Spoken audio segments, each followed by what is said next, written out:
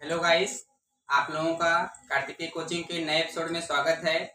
आज हम लोग जो टॉपिक अध्ययन करने जा रहे हैं वो ऊष्मागतिकी का प्रथम नियम है, first law of the thermodynamics. आज हम लोग इसके बारे में अध्ययन करेंगे। तो सबसे पहले आपको बता दें, ऊष्मागतिकी के प्रथम नियम से ऊर्जा को न तो नष्ट किया जा सकता है और न ही उत्पन्न किया जा सकता है, बल्कि ऊर्जा को एक रूप से दूसरे रूप में परिवर्तित किया जा सकता है।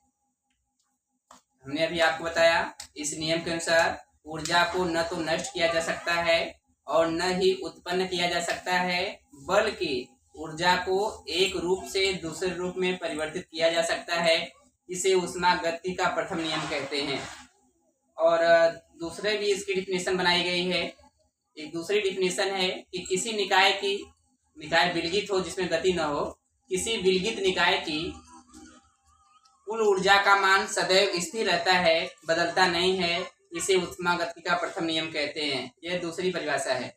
और इसका जो सूत्र बनाया गया है, आंतरिक ऊर्जा परिवर्तन डेल्टा ई बराबर क्यू माइनस डब्ल्यू होता है।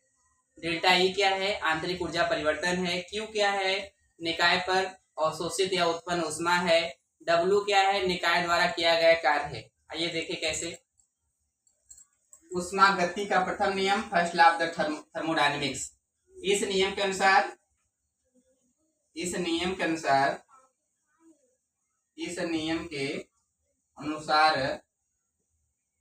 ऊर्जा को न तो नष्ट किया जा सकता है। इस नियम के अनुसार ऊर्जा को न तो नष्ट किया जा सकता है तथा न ही उत्पन्न किया जा सकता है,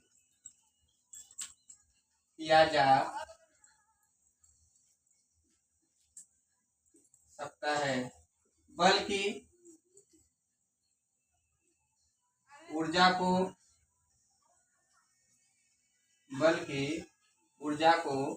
एक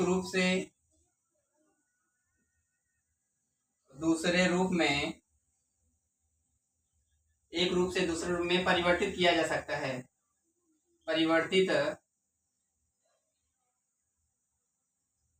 किया जा सकता है। देखिए, ऊष्मागतिकी का प्रथम नियम, इस नियम के अनुसार ऊर्जा को न तो नष्ट किया जा सकता है और न ही उत्पन्न किया जा सकता है, बल्कि ऊर्जा को एक रूप से दूसरे रूप में चेंज या परिवर्तित किया जा सकता है। यह ऊष्मागतिकी का जो प्रथम नियम है, यह ऊर्जा के आधार पर बनाया गया है। लेकिन अब जो परिभाषा है ऊष्मागतिकी का प्रथम नियम, अब बदल चुका है। इस समय किताबों में यह लिखा गया है, अथवा करके दूसरी परिभाषा, इस नियम के अनुसार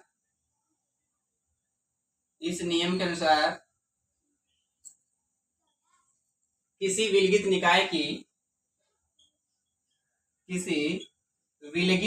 मतलब बिना गति का, किसी विलगित निकाय की कुल ऊर्जा सदैव स्थिर रहती है।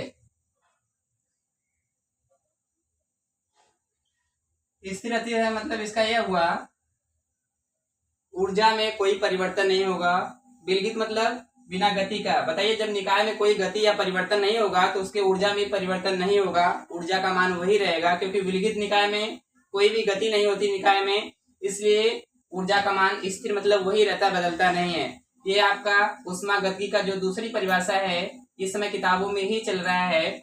और आपको बता दें, कभी कभी ऊष्मागतिकी का समीकरण पूछा जाता है कि ऊष्मागतिकी का क्या समीकरण है, गणितीय समीकरण, तो आप लोग ये बताएंगे ऊष्मागतिकी के प्रथम नियम का समीकरण क्या होता है। आप लोग बताएंगे डेल्टा ई बराबर क्यू माइनस डब्ल्यू। ऊष्मागतिकी का जो प्रथम नियम है, इसका जो समीकरण बनाया गया है, गणितीय समीकरण, वह है डेल्टा ई बराबर क्यू माइनस डब्ल्यू। इस सूत्र में डेल्टा ई क्या है? डेल्टा ई बराबर आपका होता है आंतरिक ऊर्जा परिवर्तन। आंतरिक ऊर्जा परिवर्तन को हम लोग डेल्टा ई से प्रदर्शित करते हैं। क्यू क्या है? क्यू निकाय पर निकाय पर उत्पन्न या अवशोषित ऊष्मा, उत्पन्न या अवशोषित ऊष्मा, ये आपका Q हो गया। Q को हम लोग निकाय की उत्पन्न या अवशोषित ऊष्मा कहेंगे। और W क्या है? निकाय द्वारा किया गया कार्य, निकाय द्वारा किया गया कार्य।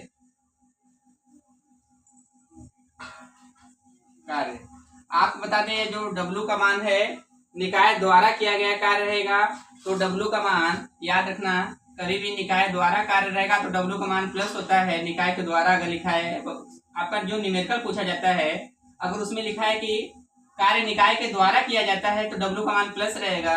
अगर लिखा गया है निकाय पर कोई कार्य किया गया है तो W का मान वहां पे माइनस लिया जाएगा। जैसे अगर मैंने आपसे न्यूमेरिकल पूछ दिया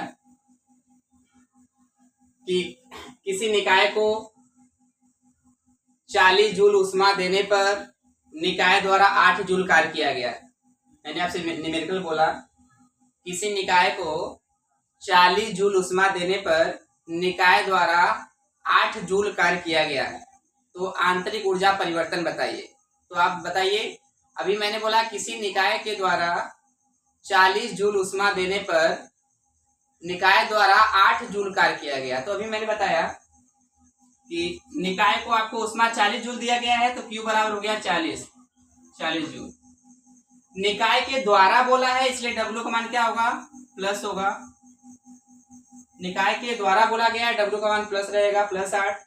तो आपको आंतरिक ऊर्जा परिवर्तन डेल्टा ई बताना है तो सूत्र होता है डेल्टा ई बराबर Q मान है W, Q माइनस W। तो Q का मान यहाँ पे 40 है, यहाँ पे माइनस लिखा है। W का मान प्लस में होगा क्योंकि निकाय के द्वारा कार्य किया गया है, तो यहाँ पे +8 लिखा जाएगा W की जगह पे। ये आपका प्लस माइनस बीच में माइनस हो जाएगा, मिलकर के प्लस माइनस माइनस, ये घटाएंगे दोनों को तो 32 जूल। तो अभी हम लोग यह सॉल्व किए, किसी निकाय को 40 जूल ऊष्मा देने पर निकाय के द्वारा 8 जूल कार्य किया गया तो आंतरिक ऊर्जा परिवर्तन डेल्टा ई क्या होगा? तो सूत्र होता है डेल्टा ई बराबर Q मान है W। यहाँ पे ऊष्मा 40 जूल दिया गया तो ऊष्मा की जगह 40 हो गया। इस सूत्र में माइनस है तो माइनस लिखा है मैंने। निकाय के द्वारा 8 जूल कार्य किया गया तो द्वारा है इसलिए W का मान +8 है, इसलिए यहाँ पे +8 रहेगा। लेकिन यहाँ पे प्लस माइनस मिलकर माइनस हो जाएगा, दोनों घट जाएगा तो आपका 32 जूल आएगा। तो अभी हम लोग ऊष्मागतिकी के प्रथम नियम के बारे में डिस्कस किए। एक बार पुनः हम लोग देखेंगे ऊष्मागतिकी का प्रथम नियम क्या है। तो आपको बता दें, ऊष्मागतिकी के प्रथम नियम के अनुसार ऊर्जा को न तो नष्ट कर सकते हैं और न ही उत्पन्न कर सकते हैं, बल्कि ऊर्जा को एक रूप से दूसरे रूप में परिवर्तित किया जा सकता है। यह ऊष्मागतिकी का प्रथम नियम है। परंतु इस समय ऊष्मागतिकी का जो प्रथम नियम है, नई नई किताबें आ रही, उसमें यह नियम बदल चुका है। इस समय यह नियम है आपका है किसी विलगित निकाय की, देखिए किसी विलगित निकाय की, विलगित माने बिना गति का, जिस निकाय में कोई परिवर्तन न हो, गति न हो, कुल ऊर्जा सदैव स्थिर रहती है। किसी निकाय में अगर विलगित निकाय है, कोई परिवर्तन नहीं होगा तो उसमें ऊर्जा का मान सदैव क्या रहेगा? स्थिर रहेगा, यानी ऊर्जा का मान नहीं बदलेगा। ये आपका इस समय किताब में ये परिभाषा चल रहा है। ऊष्मागतिकी का जो प्रथम समीकरण होता है, प्रथम नियम का जो समीकरण होता है वह है डेल्टा ई बराबर Q मान है W। डेल्टा ई क्या है? आंतरिक ऊर्जा परिवर्तन। Q क्या है? निकाय पर उत्पन्न या अवशोषित ऊष्मा। W क्या है? निकाय द्वारा किया गया कार्य। तो इस सूत्र पे आपको जब भी न्यूमेरिकल पूछा जाएगा तो यहाँ पे जो W है कहीं प्लस लेना है, कहीं माइनस लेना है। अगर आपके न्यूमेरिकल में निकाय द्वारा कार्य रहेगा तो W का मान प्लस लिया जाएगा। अगर निकाय पर कार्य किया गया है तो W का मान माइनस रहेगा। इस आधार पे हम लोग ऊष्मागतिकी का जो प्रथम नियम है उस पर हम लोग न्यूमेरिकल सॉल्व कर सकते हैं। हम आशा करते हैं कि आपको आज का टॉपिक अच्छे से समझ में आया होगा। नए टॉपिक के साथ हम आपको अगले दिन मिलेंगे, तब तक के लिए धन्यवाद।